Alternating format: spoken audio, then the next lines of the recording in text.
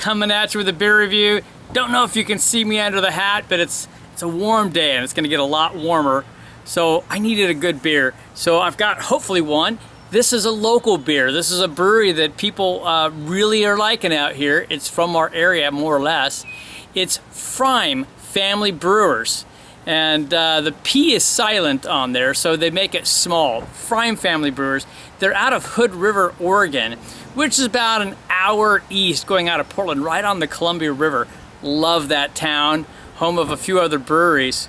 This one is a new one to me. It is their Down Under IPA. It's made with Nelson Sauvin, Motueka, Rakau, if I'm saying that right, Ella, and Topaz hops.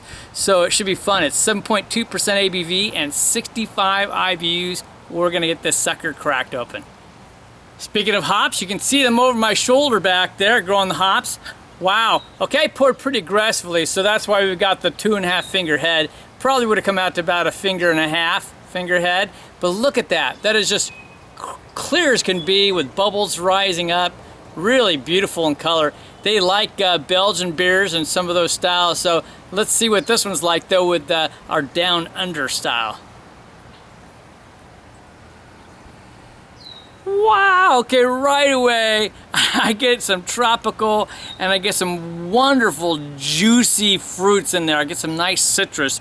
Grapefruit just jumped right off the thing to me, but I get a little bit of like some kiwi. It's not quite the same as pineapple. It's got that little bit of, I don't know, bite to it and other types of fruit mixes. Oh man, so yeah, you get hints of strawberry, which is kind of like where that kiwi type thing comes from, and just like a hint of some lime, I would say, on it. Oh, and some resin and some sweet malt backbone to it as well. Oh yeah, a nice sweet backbone, but you get that lemon that's gonna come in from the Nelson Sauvin on there. But it's all blending in with all the other good stuff. And I get like a hint of some stone fruit on there too, a little bit of apricot and the apricot pit type side. Wow, and a bit of the orange, yeah, like sweet orange peel. Oh man, but the lemon that comes up from the Nelson Sauvin kind of, elevates it to this interesting level. So we're gonna jump in, cheers.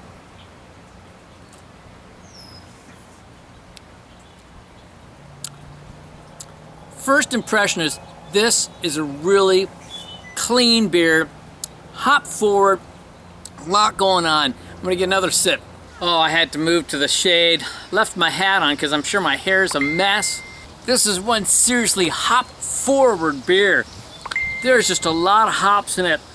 There on the backside, you get a good bit of resin on this beer as well. Quite a kick of it.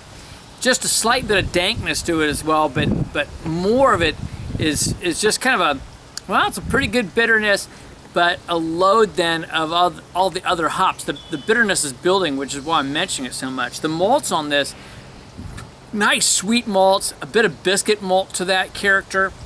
It's interesting how much sweetness there is, but then how tempered it is with all the bitterness on it. So the first sips are really good, but as that bitterness builds, it becomes kind of interesting. So anyway, I'm gonna drink on this a little bit more and come back with some conclusions and numbers. All right, I've been enjoying this for a good while now. It's a nice beer, it's a really fine beer.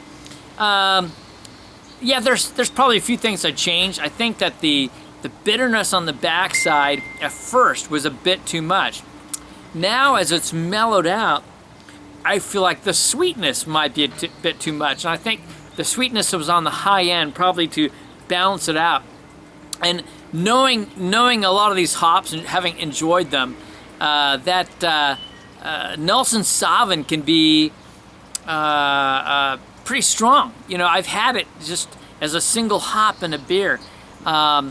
It can add a lot of flavor, but it can also add a lot of bitterness. I think there's probably a little bit too much of the Nelson Sauvin in there for my taste anyway. And then, even though I'm super into sweet beers and I love sweetness on IPAs, now that that's toning down, it's like the sweetness is a bit too much. So, while I think it's a really good beer and I think it would appeal to a lot of people, I think it could be better. I think it'd be a little better. So, All right, that's going to affect my rating a bit. This is an IPA 7.2, not quite hitting that imperial range, but pretty close, I'll admit to that.